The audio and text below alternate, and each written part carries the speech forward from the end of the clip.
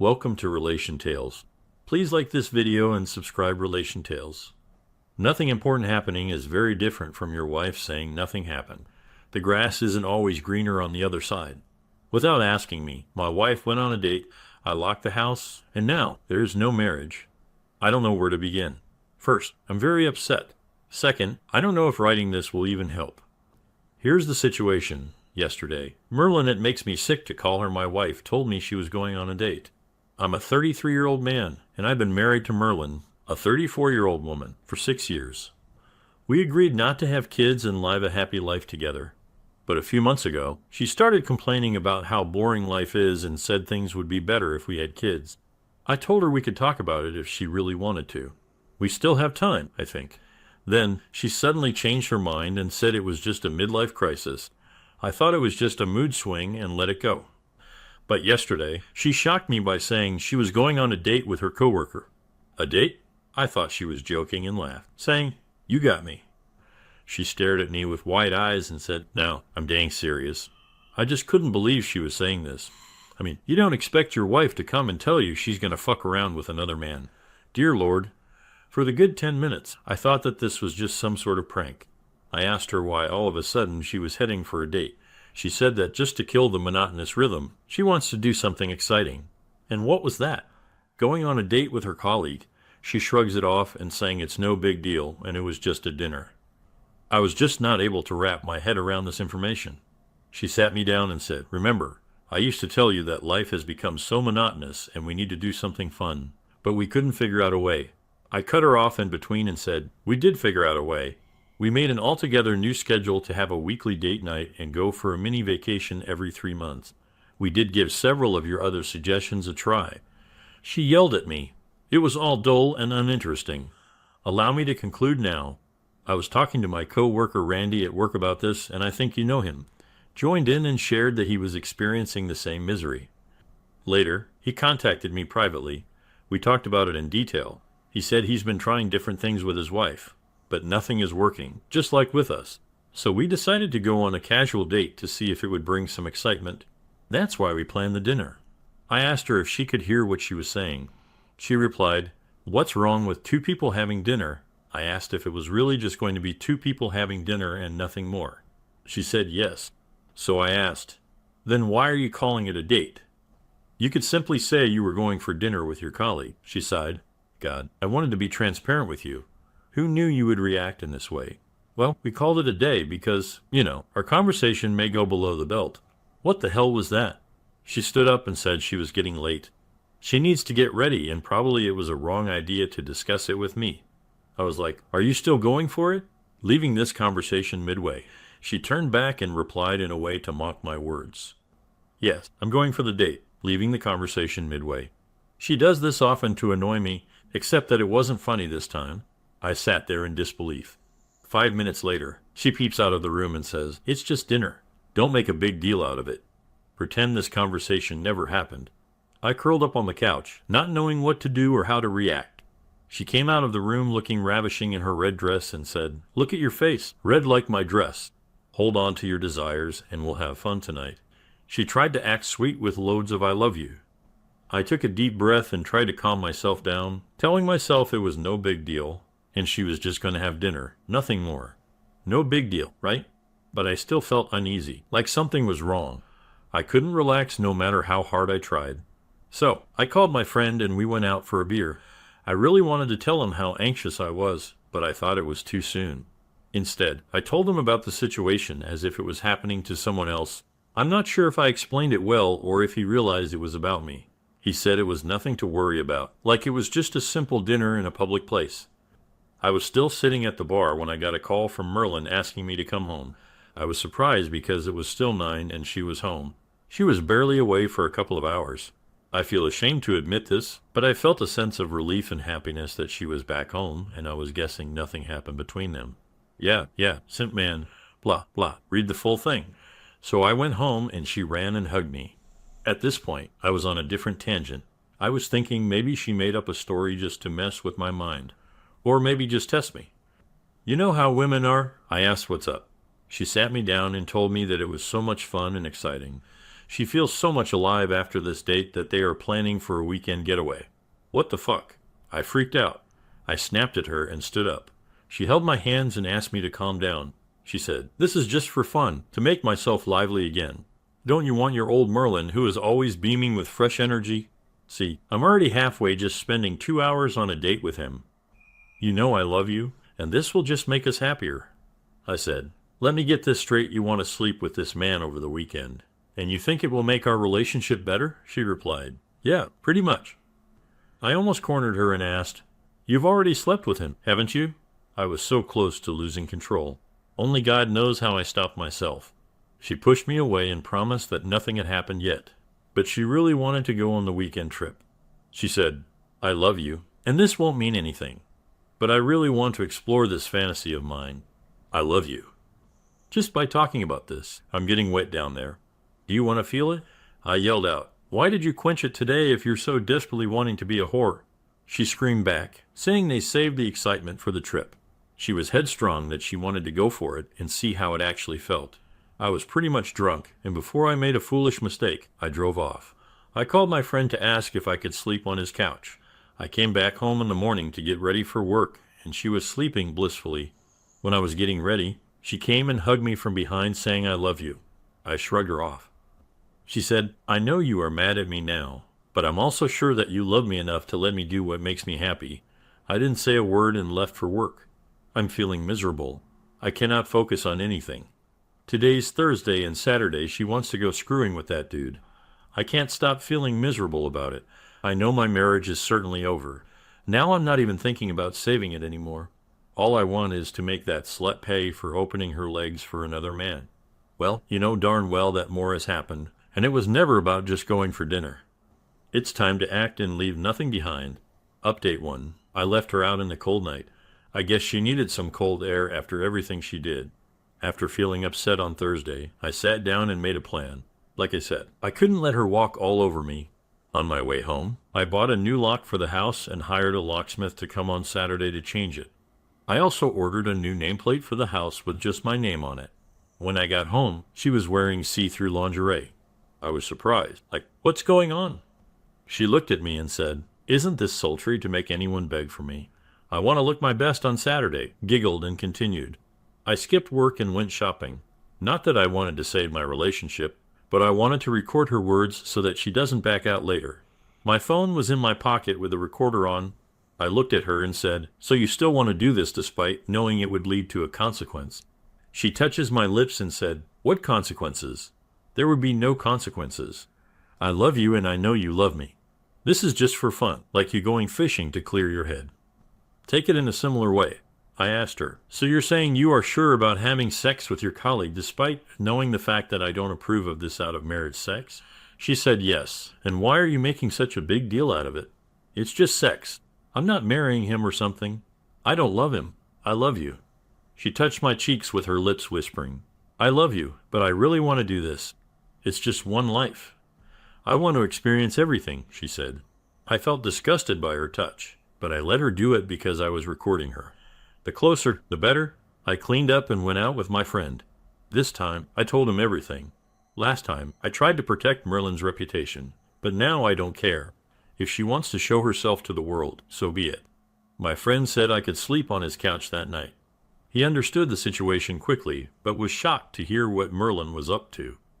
I didn't reveal anything about my plan. I wanted to keep it discreet until I executed it, but I told him I would end the marriage. He said he knew a lawyer who helped his uncle save a bomb of alimony going to his narcissistic wife. I requested him to give the details to the lawyer. Funny, he already had it for me. That's how friendship works, you know.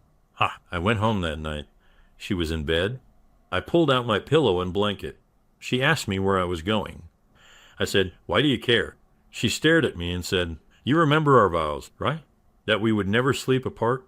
I threw the pillows back on the bed and yelled, "Wow, let's see who's talking about the vows.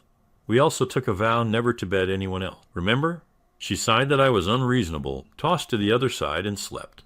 I took my stuff and went to the couch. I certainly cannot share a bed with someone who sleeps with me and fantasizes about other men. She spent the whole of Friday evening grooming herself and packing her bag for her big day. Meanwhile, I met the divorce lawyer on Friday afternoon and discussed my terms. He listened to the recordings and asked me to get proof of their stay if I could. However, the recording is enough. On Saturday morning, while she was in the shower, I went through her bag, swapped her tube of lube with a similar tube filled with hot white sauce, and put it back. I knew she wouldn't be able to have sex without lube since she's very cautious about it being painful. I would have loved to see her reaction when she used it. The best part is that they're going to a resort in the middle of a forest, so she won't be able to buy more lube. I also checked her phone and messages for details about where they were staying, but I didn't find anything specific. However, I did find a lot of texts about their plans from the past few days. They hadn't done it previously, according to the discussions. Not important, my union has ended. I snapped images of their talks on my phone instead of taking screenshots because I was pressed for time. Before anyone asks how I access her phone, let me tell you guys we both know each other's phone password. I hadn't spied on her phone before because I didn't feel the need for it. When she came out of the shower, I asked her which place. She blushed and said, "Now you care, huh?" I said, "If your lover chokes you to death with his big tool, I should know the place to pick up your dead body." She laughed and told me the name of the resort. I messaged it to my lawyer, who assured me he would get a copy of their stay. Apparently, hotels reveal this information to lawyers. I don't know how, so don't ask me. After a while, I heard a car honking in our driveway. She was still not ready. She was heading to the window to maybe call him inside. I yelled, "Don't you dare call him inside my house. You both would lie here with broken limbs." She laughed and told him from the window to stay in his car, and she would come. I increased the volume of the TV to the maximum. She was talking, but I didn't pay attention. After she left, I called a locksmith to change the locks. I removed her name from the entrance.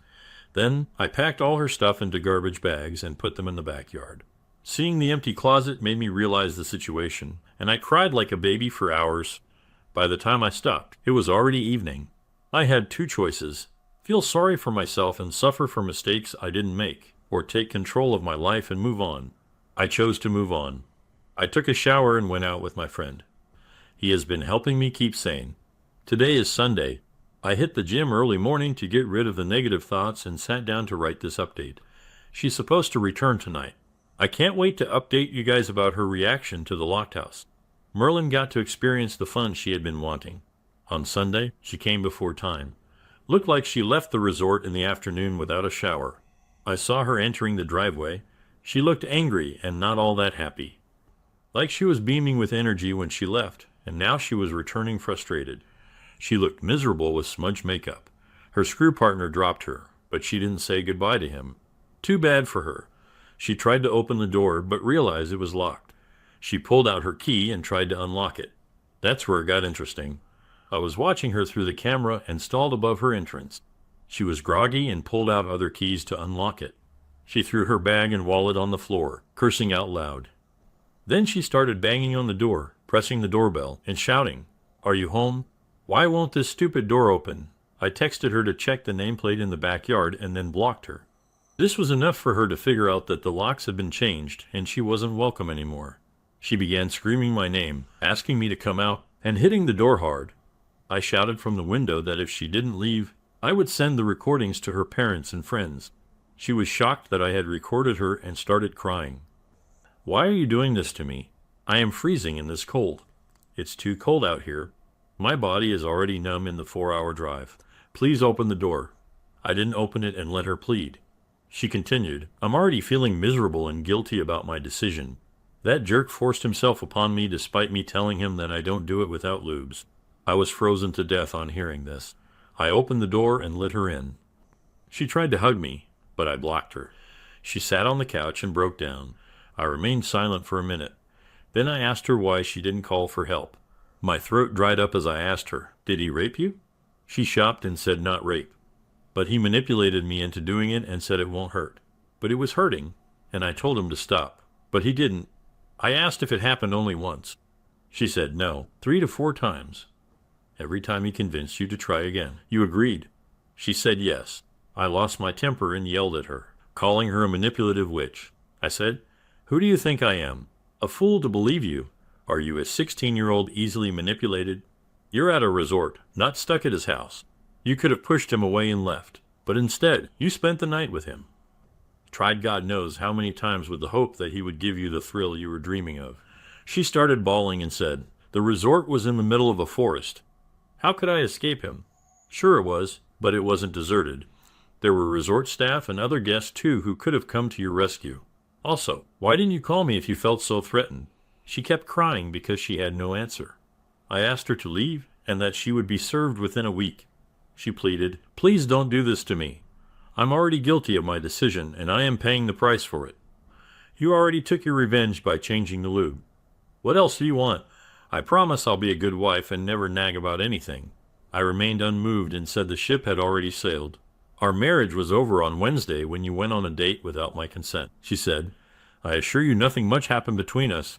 He barely got inside. I hardly let him in. You know I cannot do without lube." I laughed and said, "Good for you, but we are done here. I told you there would be consequences. Remember?" She started crying again. She said she thought our marriage was strong enough and that she loved me and knew I loved her. She begged me not to do this. I told her that I used to love her dearly, but now I hate her. I said she should leave if she didn't want me to send all the recordings to her parents. She was surprised that I had recorded even these conversations. I told her I wasn't going to talk to her without recording. She then said she was planning to press assault charges against Randy and needed my help. I laughed and said, "Too bad. You have to deal with it alone, and not just a court case, but also our divorce case." She pleaded with me not to leave me in this stressful time. I opened the door for her and said, "I never wanted to deal with anything alone, but you wanted a thrill, right? What better than 2 court cases simultaneously to deal with?" After a lot of friction, she finally left. The divorce papers had been sent to her office because I didn't know where she currently is living. However, my lawyer got a call from the courier company that the recipient has resigned from that office, so I had to direct the papers to her parents. I decided to drop by and tell them in person about the fallout before the papers reached them. They have been loving in-laws to me, so I guess I owed them this much. They asked me why I had visited alone and where was Merlin. I told them we were divorcing and I didn't know where she was. They were scared of my answer. I gave them the surface-level explanation that she went out with her colleague despite my disapproval, and now I cannot take her back. Her mom immediately called her, asking her to come home. She responded she was out of town visiting her best friend Kathy and would be back next weekend. Merlin usually visits her whenever she's in crap. They are childhood friends. Ex-mother-in-law called Kathy, and she confirmed that Merlin was with her, though she's in a miserable state, but she assured to take care of her. Honestly, I felt relieved to know that she was safe. Eventually, when my anger cooled down and I found out she had just quit her job, I started to feel uneasy and worried about her well-being. Merlin has faced serious consequences for her actions, but that doesn't mean I'm taking her back, absolutely not. I can't go into details about my divorce terms because they're still being worked out. Second story. I'm curious if anyone can offer some insight into why my ex-29F, who cheated on me 28F multiple times leading to our breakup, would call me randomly a week after we split. She thanked me for not ruining her reputation by talking about her cheating, but then she also said she never wants to be with me again and that we're definitely over. It felt like she was trying to make me look like the one still desperate for her, which is definitely not the case. For context, she really hurt me after 3.5 years together. We were on and off for months after becoming long distance 8 months ago. Towards the end, she broke up with me every few weeks for random reasons, including accusing me of cheating. I finally blocked her for 3 weeks. When we started talking again, she said she wanted to keep the door open for us to work things out in the future, but only as friends because she needed to work on herself. I declined because I knew what that meant. Later, I found out she had been cheating on me with someone else, who she's now dating. When I confronted her, she denied cheating and tried to blame me for the problems. I'm wondering why she would call me at 11:30 p.m. to break up with me again, when I've clearly said I want nothing to do with her and am heartbroken. Is she trying to manipulate me, hurt me more, or make me feel inferior? Or is she using some kind of reverse psychology to get me back into a toxic situation? Or does she just want to know if I'm still hung up on her? I'm definitely done and not interested in any of this, but I'm trying to understand why someone would act this way after repeatedly cheating and leaving me for someone else. There has to be something seriously off with her, right?